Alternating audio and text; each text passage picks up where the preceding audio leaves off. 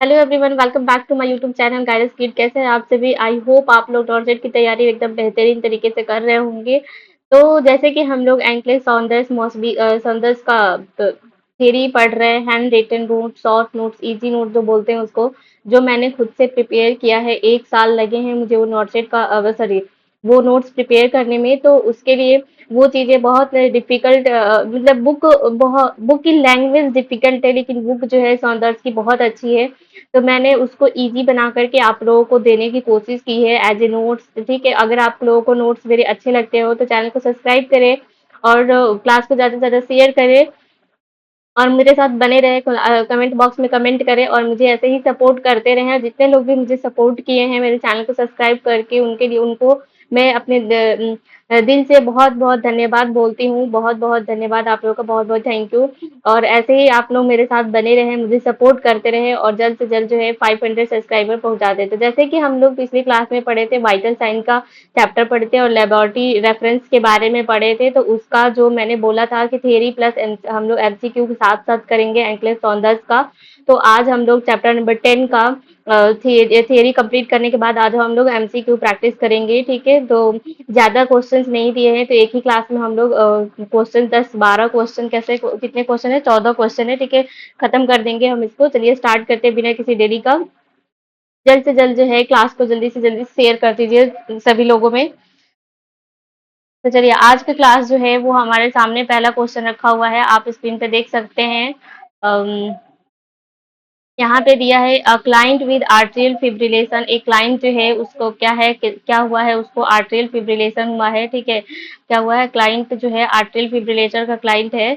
और ये क्या कर रहा है, who is receiving maintenance therapy of warfarin sodium has a prothrombin time. ठीक है, एक एक पेशेंट जो है जिसको आर्टरी फिब्रिलेशन हुआ है और वो क्या कर रहा है, रिसीव रिसीव कर रहा है मेंटेनेंस थेरेपी वारफरिन सोडियम। ठीक है, मेंटेनेंस थेरेपी किसका रिसीव कर रहा है, वारफरिन सोडियम का। Has a prothrombin time of 35 second. ठीक है, तो वारफरिन सोडियम का मेंटेनेंस थेरेपी अगर ले रहा है वो, तो उसका पीटी टाइम जो है वो अभी कितना बता रहा है, 35 सेकेंड बता रहा है। ठीक है, ये बहुत इंपॉर्टेंट होता है एक एक चीज को नोट करना। और ये वारफरिन सोडियम पे है और आर्टियल फिब्रिलेशन का पेशेंट है। ठीक है, और ये मेंटेनेंस थेरेपी, ये चार हमारा मेन पॉइंट हो गया। जैसे कि मैं बोलती हूँ कि हमेशा क्वेश्चंस को 2 बार रिपीट कर पढ़ना है और उसको अंडरलाइन करना है, ताकि सेकेंड टाइम आप जब पढ़ो तो उसकी लैंग्वेज समझ में आ जाए कि आपसे वो पूछ क्या रहा है। ठीक है, तो on the basis of this laboratory value the nurse anticipate which prescription. ठीक है, इस लेबोरेटरी वैल्यू को देखते हुए नर्स जो है वो क्या प्रिस्क्रिप्शन के बारे में सोचेगी कि ये देना चाहिए पेशेंट को। Option number A, adding dose of heparin sodium. वो क्या करेगी, हेपेरिन सोडियम का डोज ऐड करेगी। या फिर holding the next dose of warfarin, या फिर वारफरिन का जो अगला डोज है उसको होल्ड करेगी। या फिर option number 3, increase the next dose of warfarin, या फिर वारफरिन का जो नेक्स्ट डोज है उसको इंक्रीज कर देगी। या फिर option number 4, administer the next dose of warfarin, या फिर नेक्स्ट डोज है जो है वारफरिन का उसको एडमिनिस्टर करेगी। चलिए फटाफट कमेंट बॉक्स में आंसर कर दीजिए कि क्या होगा आंसर। अगर हम लोग देखें तो क्या होगा हमारा, हम लोग जैसे कि हम लोग क्या पढ़े थे, इसका पढ़े थे पीटी टाइम कितना होता है। ठीक है, पीटी टाइम पहले हम लोग देख लेते हैं। तो पीटी टाइम हमारा कितना होता है नॉर्मल, 11 से लेकर के 11 से लेकर के, क्यों ऐसा चल रहा है, एक मिनट। पीटी टाइम जो है वो हमारा 11 से लेकर के 12.5 सेकेंड होता है। ठीक है, कितना होता है, 12.5 सेकेंड होता है इन और इस ये क्या होता है हमारा, इसका यूनिट जो होता है वो एसआई होता है। तो ये हमारा नॉर्मल रेंज हो गया। मतलब यहाँ पे क्या इंडिकेट कर रहा है कि यहाँ पे 35 है, मतलब बढ़ा हुआ है। ठीक है, क्या है, 35 सेकेंड पीटी टाइम दिया हुआ है, तो मतलब बढ़ा हुआ है। तो यहाँ पे हमारा क्या करेंगे, होल्ड कर देंगे नेक्स्ट डोज को। क्या करेंगे, holding the next dose of warfarin. ठीक है, क्या करेंगे, वारफरिन के नेक्स्ट डोज को होल्ड करेंगे, क्योंकि यहाँ पे पीटी टाइम नॉर्मल कितना होता है, 11 से लेकर के 12.5 होता है। ठीक है, तो इसलिए हम लोग होल्ड कर देंगे। ठीक है, क्योंकि यहाँ पे डोज इसका जो लेवल है प्रोटीन पीटी टाइम का वो बढ़ा हुआ है। ठीक है, तो पीटी लेवल जो होता है, और अगर हम अगर देखें तो बहुत लोग बोलेंगे कि मैम वारफरिन जब भी देते हैं पेशेंट को तो उस टाइम पीटी टाइम डबल माना जाता है या कितना माना जाता है। तो हम क्या होता है कि हमने थ्योरी में भी पढ़ा था कि पीटी टाइम जो है वो 1 to 2 टाइम्स जो होता है वो ज्यादा होता है। ठीक है, क्या होता है, पीटी टाइम जो होता है 1.5 से 2 टाइम हायर होता है नॉर्मल लेवल से, ठीक है। 1.5 से लेकर के 1.5 से लेकर 2 टाइम जो होता है वो हायर होता है नॉर्मल लेवल से। तो अगर 12 का भी देखें तो क्या हो जाएगा हमारा 25 हो जाएगा, 12.5 का पूछा तो। और यहाँ पे क्या, अगर 11 से देखें तो 22 होगा। तो हमारा इतना होना होता तब भी हम नॉर्मल कंसिडर करते, तो हमें होल्ड डोज जो है होल्ड करने की जरूरत नहीं पड़ती। बट यहाँ पे जो है वो हमारा डोज क्या है, यहाँ पे उससे भी ज्यादा मतलब 1 to 2 टाइम्स ज्यादा होना चाहिए। अगर वारफरीन या हेपेरिन पे है तो उसमें जो वैल्यू देखते हैं रेबोटी का वो, लेकिन यहाँ पे उससे भी ज्यादा है, तो इसे हम क्या करेंगे, नेक्स्ट डोज को होल्ड कर देंगे। तो option number B will be the right option. Clear है सबको? तो क्लास को जल्दी से जल्दी शेयर कर दीजिए, चैनल को सब्सक्राइब करें बिल्कुल भी ना भूले, और मुझे ऐसे ही सपोर्ट करते रहिए जल्द से जल्द। मैं उम्मीद करती हूँ कि मैं इतनी एफर्ट डालती हूँ तो आप एटलीस्ट मुझे सपोर्ट करोगे और 500 सब्सक्राइबर कंप्लीट जरूर करवा दोगे एक महीने के अंदर अंदर, ठीक है। चलिए नेक्स्ट क्वेश्चन देखते हैं। A nurse is precipitating a new graduate nurse. एक नर्स जो है वो न्यू ग्रेजुएट नर्स के बता रही है। The new graduate nurse is assigned to care of the client chronic pain. एक न्यू ग्रेजुएट नर्स जो है उसको एक क्रॉनिक असाइन किया गया है ए पेशेंट। तो वो किस चीज का है, क्रॉनिक पेन का पेशेंट असाइन किया गया है। विच स्टेटमेंट, कौन सा स्टेटमेंट जो है, if the if made by the new graduate nurse, कौन सा स्टेटमेंट जो है न्यू ग्रेजुएट नर्स जो है वो उसके द्वारा बनाया जाएगा, indicate the need further teaching regarding pain management, ठीक है।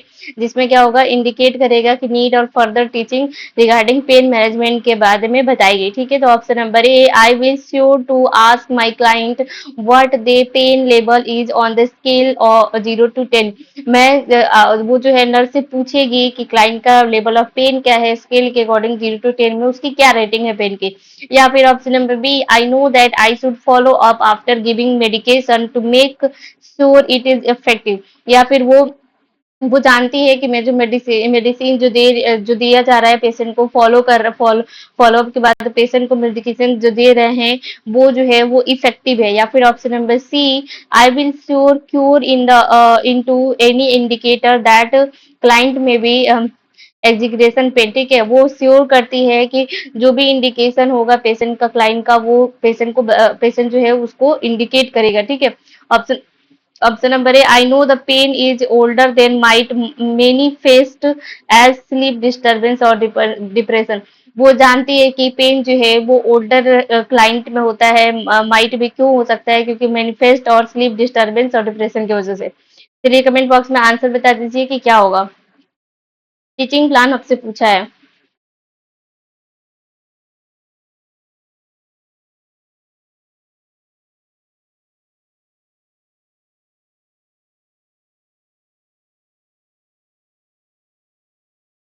देखिए अगर यहाँ पे देखें तो हमारा option number C will be the right option. क्यों, आई विल श्योर, वो क्या करेगी कि वो श्योर करेगी, क्या श्योर करेगी कि in the indicator that the client may be exaggerating, ठीक है। वो ये इंडिकेट करेगी, वो ये श्योर करेगी कि पेशेंट को अगर कोई पेन है वो दोनों लेवल एक्सेस करेगी, थेरेपेटिक लेवल भी असेस करेगी और जो फार्माकोलॉजिकल लेवल भी जो है, नॉन फार्माकोलॉजिकल और फार्माकोलॉजिकल दोनों असेसमेंट करेगी। फिर श्योर करेगी कि पेशेंट का जो पेन है वो कम हो रहा है कि नहीं हो रहा है, ठीक है। वो चेक करेगी। Option number C will be the right option. चलिए नेक्स्ट क्वेश्चन देखते हैं। A client has been admitted to the hospital for gastroenteritis and dehydration. एक क्लाइंट जो है वो हॉस्पिटल में एडमिट है, किस लिए, गैस्ट्रोइंटेराइटिस हुआ है, मतलब जीआई ट्रैक्ट में क्या हुआ, इन्फ्लामेशन हो गया और डिहाइड्रेशन है। The nurse determine that the client has receive adequate volume replacement. तो नर्स जो है वो डिटरमाइन पता करेगी कि क्लाइंट जो है एडिक्वेट वैल्यू वॉल्यूम रिसीव कर रहा है कि नहीं रिप्लेसमेंट का। If the blood nitrogen level drop to the which level, ठीक है। जब ब्लड नाइट्रोजन लेवल जो है कौन से लेवल पे रहेगा, तो नर्स जो है वो ये पता करेगी कि जो एडिक्वेट रिप्लेसमेंट हो रहा है वो सही लेवल पे हो रहा है कि नहीं हो रहा है, ये आपको बताना है। Option number A 3 mg per DL, option number B 15 mg per DL, option number C 29 mg per DL, option number 4 35 mg per DL. चलिए कमेंट बॉक्स में आंसर बता दीजिए। अगर हम देखें तो BUN ब्लड यूरिया नाइट्रोजन का नॉर्मल लेवल हमारा कितना होता है, तो नॉर्मल नंबर 10 to 20 mg होता है, ठीक है। 10 to 20 mg होता है। और हमारा क्या होता है, अगर मान लो कि हमारा क्या ऑप्शन नंबर यहाँ पे अगर हम देखेंगे तो ऑप्शन नंबर यहाँ पे नॉर्मल हमारा पता करना है कि एडिक्वेट रिप्लेसमेंट हो रहा है, तो यहाँ हमारा क्या हो जाएगा 15 mg पर डी, ये इसके रेंज में है। ठीक है, अगर यहाँ पे अगर ये दोनों आ रहा है 29 और 35 आ रहा है, तो ये हमारा क्या रिफ्लेक्ट करेगा, कंटिन्यू डिहाइड्रेशन को। क्या रिफ्लेक्ट करेगा, कंटिन्यू डिहाइड्रेशन को रिफ्लेक्ट करेगा। तो ये हमारा नॉर्मल रेंज है, और इस रेंज के बीच में जो हमारे पास ऑप्शन है उसमें है 15 mg पर डीएल, 5.4 मोल पर लीटर। ठीक है, क्लियर है सबको, option number B will be the right option. चलिए नेक्स्ट क्वेश्चन की तरफ चलते हैं। The nurse is explaining the appropriate method for measuring accurate temperature to. एक नर्स जो है वो एक्सप्लेन कर रही है अप्रोप्रिएट मेथड क्या चेक करने के लिए, एक्यूरेट टेम्परेचर चेक करने के लिए, टू असिस्टिव पर्सनल। ठीक है, जो असिस्टेंट पर्सनल है उसको बता रही है विच मेथड, तो कौन सा मेथड जो है if noted by the assistant professional, note assistant professor जो है कौन सा मेथड नोट करेगा, being inappropriate method indicate need for further teaching, जिससे वो उसको जरूरत होगी कि वो उसको और टीचिंग की जरूरत है। Option number A taking, option number A taking taking a rectal, यहाँ पे क्या होगा रेक्टल। ठीक है, taking a rectal temperature for a client who has undergone nasal, taking a rectal temperature for a client who has यहाँ पे question छूट गया थोड़ा सा, who has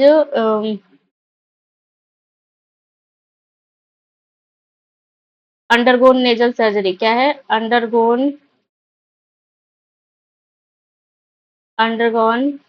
नेजल सर्जरी। ठीक है, नेजल सर्जरी, उसका टेम्परेचर नेजल सर्जरी वाले पेशेंट का रेक्टल टेम्परेचर लेगा, ये इंडिकेट करेगा कि और टीचिंग की जरूरत है। या फिर taking the oral temperature for client with undergoes nasal surgery cough and nasal congestion, या फिर ओरल टेम्परेचर लेकर क्लाइंट में जब उसका क्या है नेजल सर्जरी है, कफ है और नेजल कंजेशन है उस पेशेंट में। या फिर option number C taking axillary temperature for the client who, या फिर axillary temperature axillary temperature check करेगा client who has just consumed hot coffee, who has just consume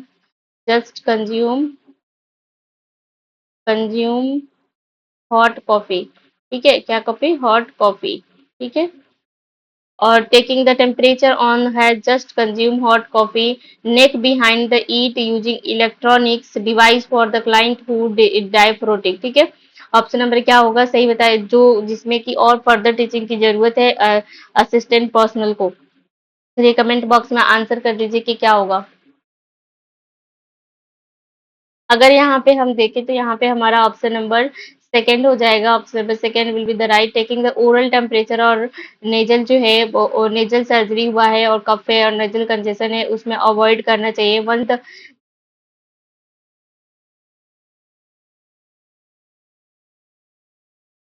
यहाँ पे क्या होगा, ओरल अवॉइड करना चाहिए। ठीक है, क्योंकि पेशेंट को क्या है नेजल कंजेशन है। अगर नेजल कंजेशन है पेशेंट को, तो उस टाइम में हम क्या करेंगे, ओरल टेम्परेचर को अवॉइड करेंगे। तो option number B will be the right option, patient को बोलेंगे और टीचिंग की जरूरत उसको है। चलिए नेक्स्ट क्वेश्चन देखते हैं हम। नेक्स्ट क्वेश्चन है हमारा, the client is receiving A continuous intravenous flu infusion. ठीक है, क्लाइंट जो है कंटिन्यूस इंट्रावेनस इन्फ्यूजन जो है वो ले रही है। ठीक है, उसको दिया जा रहा है किसका, हेपेरिन सोडियम का। किस चीज का दिया जा रहा है, हेपेरिन सोडियम का दिया जा रहा है। Activated partial, the client activated partial thromboplastin time जो है वो 65 सेकंड है। तो एपीटीटी टाइम जो है वो कितना है, 65 सेकंड है। The nurse anticipate the which action is needed, तो नर्स को कौन सा, नर्स जो है वो कौन सा एक्शन करना चाहिए नर्स को। Option number A discontinue the heparin infusion, discontinue करेगी हेपेरिन इन्फ्यूजन को। Option number B decreasing the rate and heparin infusion, या फिर डिक्रीज करेगा हेपेरिन का रेट और इन्फ्यूजन को। Option number C decreasing the rate और हेपेरिन इन्फ्यूजन, या फिर डिक्रीज करेगा रेट और हेपेरिन इन्फ्यूजन को। या फिर option number D increasing the rate of heparin infusion, या फिर हेपेरिन इन्फ्यूजन का जो रेट है उसको वैसे ही रहने देंगे। अगर हम देखें तो क्या होता है हमारा नॉर्मल एपीटीटी देखें तो नॉर्मल एपी एपीटीटी देखें, नॉर्मल एपीटीटी वैल्यू जो है वो हमारा क्या होता है, 30 से लेकर के 40 सेकेंड वेरी करता है। कितना? 30 से 40 सेकेंड वेरी करता है, ठीक है। अब हम क्या होता है कि जब भी पेशेंट जो है डिपेंडिंग,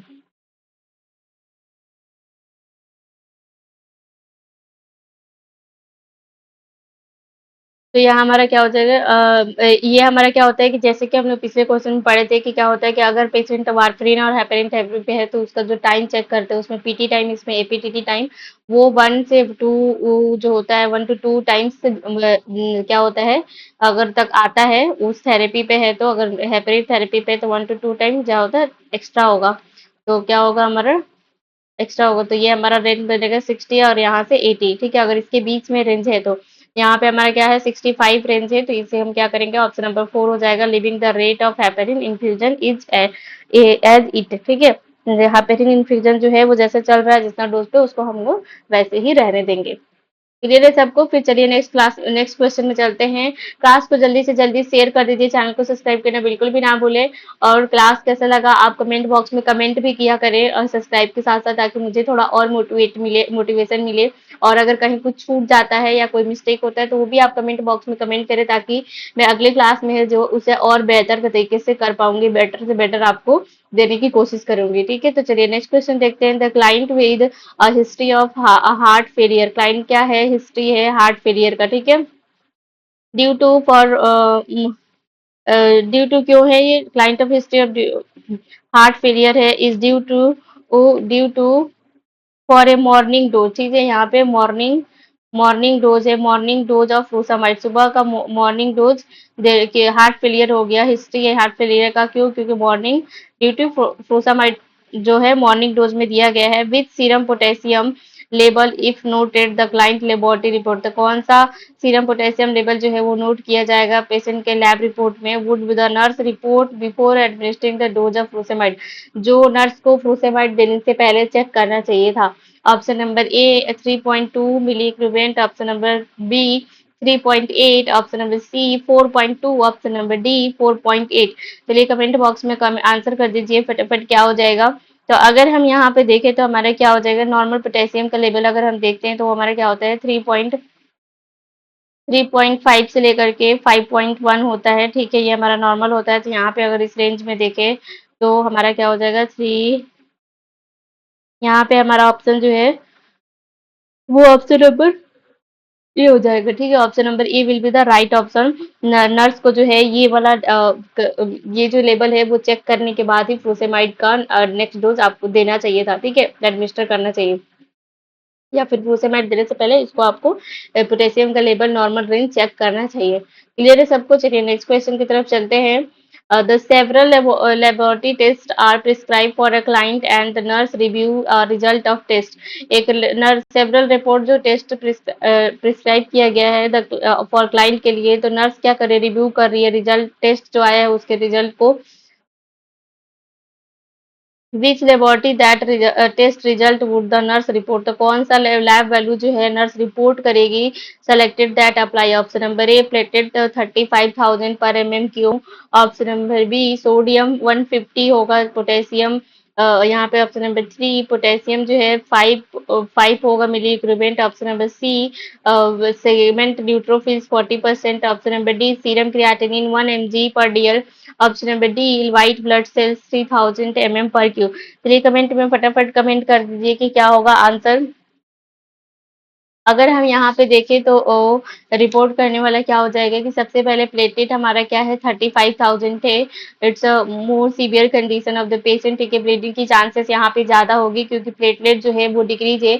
और प्लेटलेट हमारा क्या होता है, प्लेटलेट का अगर नॉर्मल रेंज हम देखें तो 1.5 लाख से कितना होता है, 4 लाख, ठीक है। कितना होता है प्लेटलेट जो होता है हमारा, प्लेटलेट जो होता है वो 1.5 लाख से हमारा 4 लाख तक होता है, ठीक है।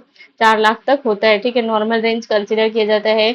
यहाँ पे देखिए अगर सोडियम का, तो सोडियम का लेवल आपको पता है कि 135 से लेकर के 145 होता है। थर्ड नंबर देखिए पोटेशियम, तो पोटेशियम जो होता है 3.5 से लेकर के 5 होता है, तो ये हमारा नहीं होगा। यहाँ पे हमारा ऑप्शन नंबर 1 हो गया और 2 हो गया अब नॉर्मल में। ये थर्ड नंबर जो है वो सही है, उसका नॉर्मल रेंज दिया हुआ है।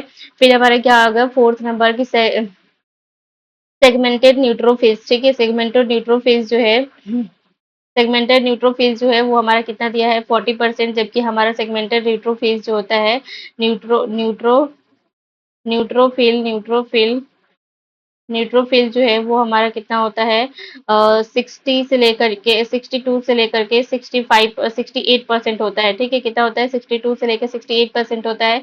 फिर अगर सीरम क्रिएटिनिन लेवल देखें हम, तो सीरम क्रिएटिनिन का लेवल जो है वो हमारा क्या होगा, यहाँ पे दिया है 1 mg दिया हुआ है। ठीक है, सीरम क्रिएटिनिन लेवल कितना दिया है हमारा 1 mg दिया हुआ है। और यहाँ पे हमारा कितना होता है सीरम क्रिएटिनिन का लेवल अगर हम देखें तो हमारा कितना होता है वन 0.6 से लेकर के 1.2 होता है। ठीक है, कितना होता है 0.6 से लेकर 1.2, तो यहाँ पे 1 mg दिया है तो ये भी नॉर्मल है। यहाँ पे हमारा ऑप्शन नंबर 1 2 और अभी तक कितना कौन सा हुआ है 4। ठीक है, और देखते हैं लास्ट बच गया व्हाइट ब्लड सेल डब्ल्यूबीसी का पूछा है कि 3000 है, तो हमारा डब्ल्यूबीसी कितना होता है 4000 टू 11 4000 से लेकर के 11,000 तक होता है। तो ये भी हमारा क्या है एबनॉर्मल कंडीशन दिया हुआ है, मतलब डिक्रीज है, तो ये हमारा हो जाएगा 6, option number 1 2 4 6 is the correct option. ठीक है, क्लियर है सबको? अगर आपको क्लास अच्छी लग रही है तो ज्यादा से ज्यादा शेयर करें, चैनल को सब्सक्राइब करें, दोस्तों के पास शेयर करें, ताकि सबके पास जो है वो कंटेंट पहुंच सके। और किसी को अगर कुछ भी कमी लगती है क्लास में तो please comment on the comment box. ठीक है, ताकि उसको करेक्ट करके और बेटर किया जा सके। वो अच्छा हो या बुरा हो, मतलब आप कमी बताओ या अच्छा बताओ कि मैम अच्छा है, या फिर मैम थोड़ी यहाँ पे दिक्कत है, मतलब थोड़ा ये और क्लियर होना चाहिए, तो I will try my best. तो वो बताओगे तभी पता चलेगा ना। तो चलिए क्लास को लाइक कर दीजिए, कमेंट बॉक्स में जरूर कमेंट करें फीडबैक को। नेक्स्ट क्वेश्चन की तरफ चलते हैं हम। नेक्स्ट क्वेश्चन है, the nurse is assessing a client who take ibuprofen for the pain. ठीक है, एक नर्स जो है असेस कर रही है क्लाइंट को, जो क्या कर रहा है आइबुप्रोफेन ले रहा है पेन के लिए। तो nurse gathering information on the client, तो नर्स जो है वो क्लाइंट के मेडिकेशन का हिस्ट्री डिटरमाइन। ठीक है, नर्स जो है वो इन्फॉर्मेशन गैदर करेगी क्लाइंट के मेडिसिन के बारे में और हिस्ट्री पता करेगी। और if it is necessary to notify the primary health care if the client is also, ये कौन सा ऐसा हिस्ट्री होगा जो जरूरी होगा प्राइमरी हेल्थ केयर को रिपोर्ट करना। If the client is also taking which medication, तो इसमें से कौन सा मेडिसिन जो है वो अगर ले रहा है तो नर्स को जो है वो उस डॉक्टर को बताना जरूरी होगा। सेलेक्ट दैट अप्लाई बताना है। ठीक है, कौन सा जो है वो कंट्रा इंडिकेटेड हो सकता है आइबुप्रोफेन के साथ, सीधा सीधी यही बात पूछा है आपसे, ये आपको बताना है। चलिए कमेंट बॉक्स में आंसर कर दीजिए कि क्या हो जाएगा, फिर हम नेक्स्ट क्वेश्चन की तरफ चलेंगे। एनएसआईडी जो होता है हमारा, क्या होता है हमारा एनएसआईडी, एनएसआईडी आइबुप्रोफेन जो है वो एनएसआईडी में आता है। तो एनएसआईडीएस जो होता है वो हमारा क्या होता है एंटी इन्फ्लामेटरी ड्रग होता है। एंटी इन्फ्लामेटरी ड्रग होता है, क्या होता है एंटी इन्फ्लामेटरी ड्रग होता है। ठीक है, और क्या होता है और ये क्या करता है अफेक्ट करता है एंटी कोगुलेंट को, क्या करता है एंटी कोगुलेंट को अफेक्ट करता है। तो इसलिए हम क्या करेंगे कि एंटी कोगुलेंट का क्या करता है इफेक्ट करता है एंटी कोगुलेंट को, इसलिए हम क्या करेंगे मेडिकेशन ये दोनों जो है एक साथ नहीं देंगे। और हाइपोग्लाइसीमिया क्या करता है,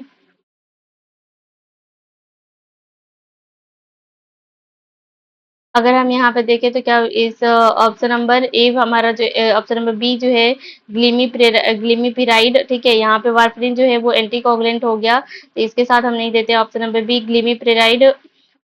एक मिनट, सबका पहले रेशनल पढ़ लेते हैं। ठीक है, कि कौन सा क्यों नहीं देते हैं और क्यों देते हैं।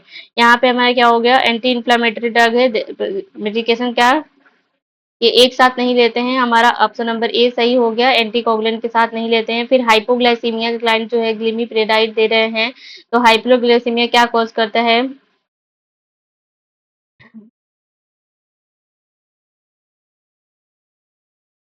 ये क्या कर सकता है ये हमारा टॉक्सिसिटी कॉज कर सकता है। ठीक है, अगर आइबुप्रोफेन के साथ देते हैं तो हम क्या कर सकते हैं टॉक्सिसिटी कॉज कर सकता है। और यहाँ पे क्या है एम्लोडिपिन जो है वो कैल्शियम चैनल ब्लॉकर होता है, ये हाइपोग्लिसिमिक होता है, तो ये हमारा क्या होगा ऑप्शन 1 और 2 जो है वो राइट हो गया। फिर नेक्स्ट देते हैं एम्लोडिपिन। एम्लोडिपिन जो होता है और इसके वजह से ये कैल्शियम चैनल ब्लॉकर होता है, और ये कॉम्बिनेशन में अवॉइड करते हैं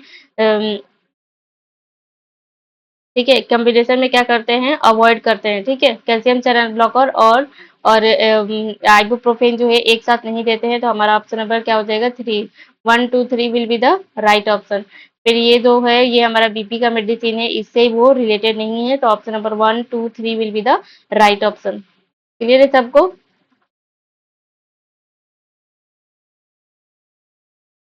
नेक्स्ट क्वेश्चन की तरफ चलते हैं हम। नेक्स्ट क्वेश्चन क्या है, the nurse is caring for a client with diagnosis of breast cancer. एक नर्स जो है वो केयर कर रही है, पेशेंट जो है वो ब्रेस्ट कैंसर का है उसका।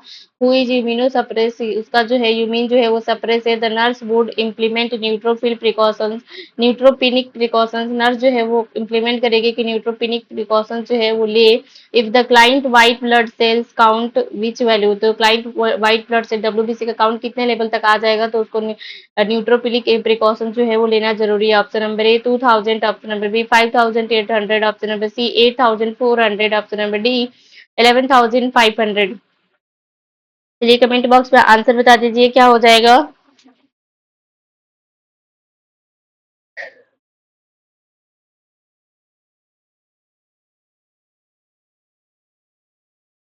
अगर हम देखें तो क्या हो जाएगा, हमारा न्यूट्रोपिल्स का नॉर्मल लेवल देख डब्ल्यू बी सी का नॉर्मल लेवल देखते हैं तो क्या होता है, 4000 से लेकर के 11000 तक होता है। ठीक है, लेकिन एनक्लेस ऑर्डर में जो कितना दिया है वो हमारा 5000 से लेकर के 10000। ठीक है, अगर रेशनल में आप जा करके देखेंगे वहां पे तो इतना दिया हुआ है।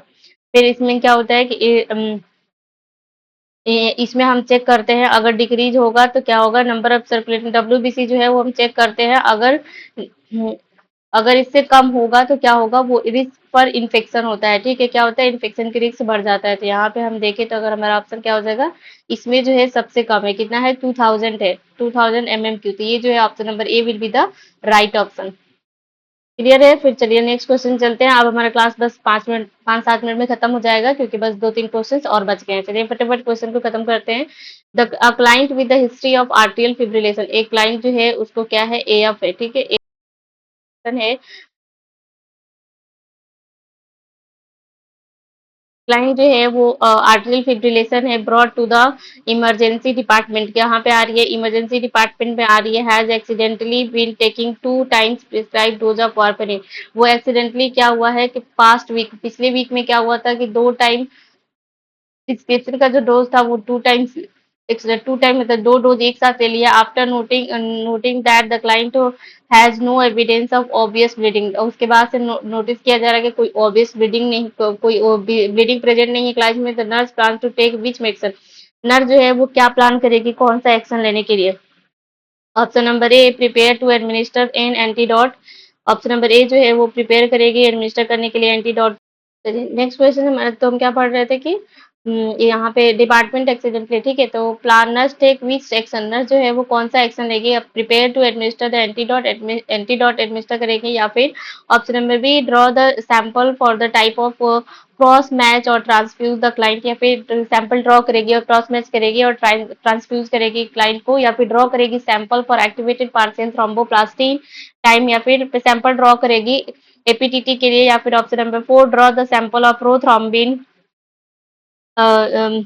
Prothrombin intracost international I I international normalization ratio INR, क्या, या फिर जो है सैंपल ड्रॉ करेगी पीटी का और आईएनआर का। चलिए कमेंट बॉक्स में आंसर बता दीजिए कि क्या होगा answer.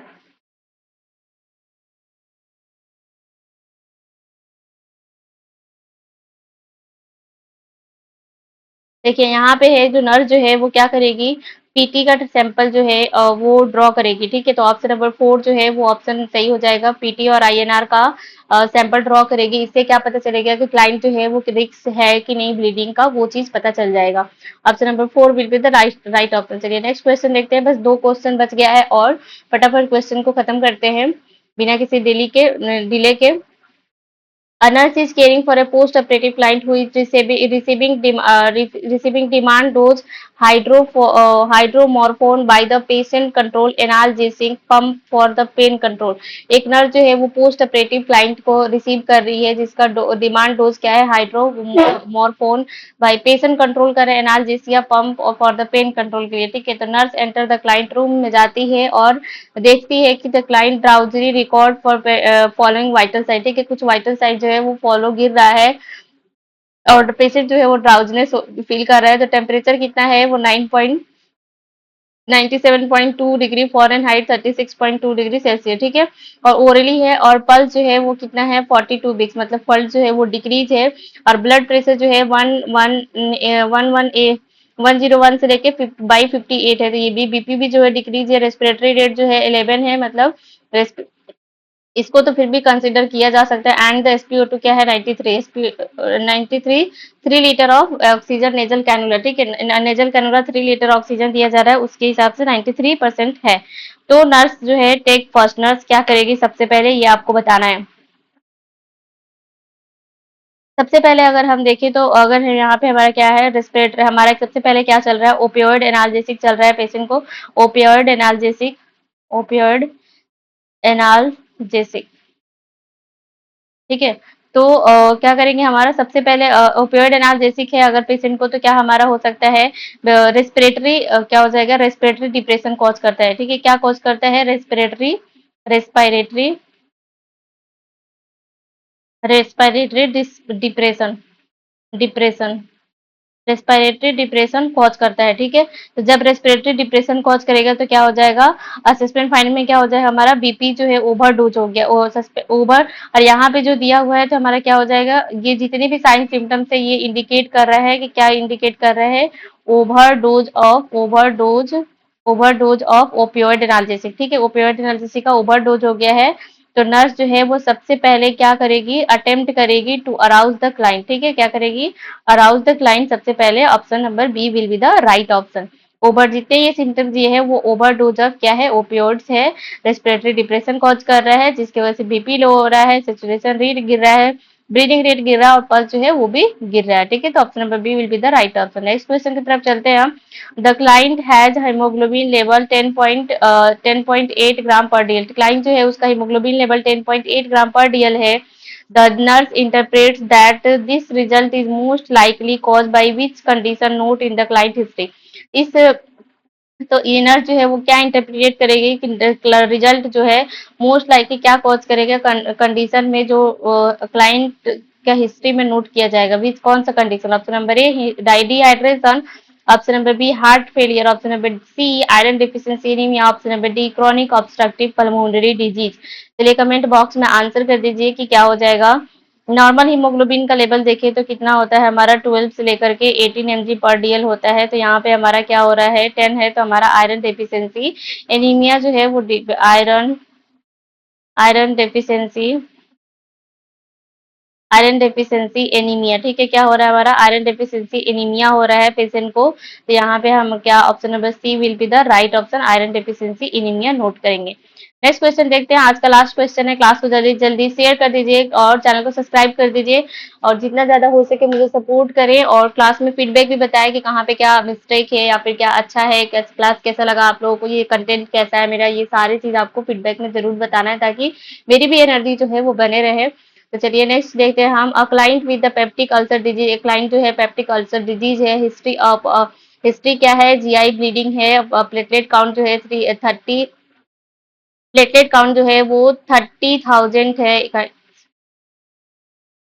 3 lakh, sorry, platelet count जो है 3 लाख है। और क्या है, the nurse would plan to take which action after seeing the laboratory result, ठीक है। नर्स जो है वो क्या प्लान करेगी रिजल्ट देखने के लिए, चलिए ऑप्शन बता दीजिए। ऑप्शन नंबर ए रिपोर्ट करेगी एबनॉर्मल लो काउंट है, ऑप्शन नंबर बी रिपोर्ट करेगी abnormal low high count, abnormal high count है, option number C place the client in bleeding precaution पे रखेगी क्लाइंट को, या फिर option number D place the client normal report client medical record, ठीक है, या फिर नॉर्मल रिकॉर्ड है, नॉर्मल रिपोर्ट है और उसको डॉक्यूमेंट करेगी। तो ये हमारा क्या हो जाए, प्लेटलेट काउंट जो है वो कितना दिया हुआ है, 3 लाख दिया है, तो वो 1.5 लाख से कितना होता है हमारा, 4 लाख होता है। तो ये हमारा नॉर्मल रेंज है। तो नर्स जो है वो ऑप्शन नंबर 4 प्लेस करेगी, क्लाइंट का नॉर्मल रिपोर्ट जो है वो नॉर्मल है तो मेडिकल रिकॉर्ड में डॉक्यूमेंटेशन करेगी, ठीक है। Option number 4 will be the right option.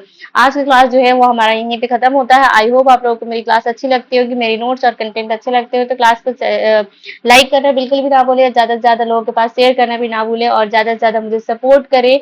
जितने लोग भी सपोर्ट किए हैं आज तक, जितने सब्सक्राइब किए चैनल को, उनको बहुत बहुत धन्यवाद, बहुत बहुत आप लोगों का थैंक यू। और मुझे जल्द से जल्द सपोर्ट करके जो है वो 500 सब्सक्राइबर जरूर कंप्लीट करा दे, फिर 500 सब्सक्राइबर पे मैं कुछ